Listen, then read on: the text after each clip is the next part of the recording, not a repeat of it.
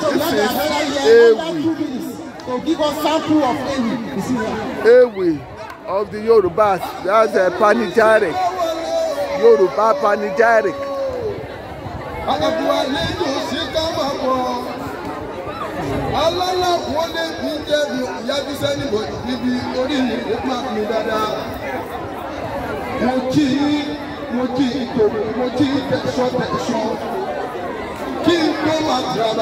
That's Yoruba panegyric, called Ewi in Yoruba. He's greeting the guests.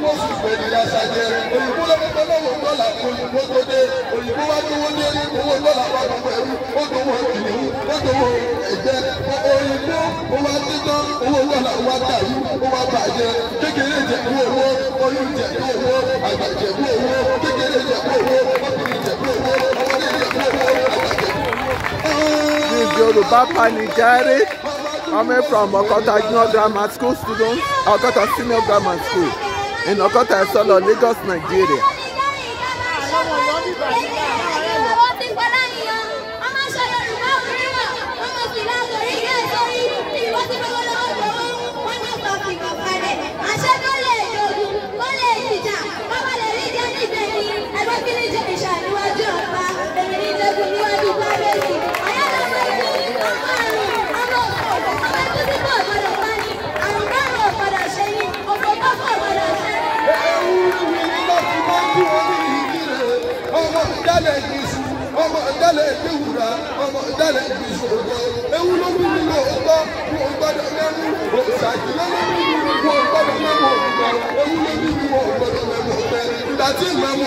Tí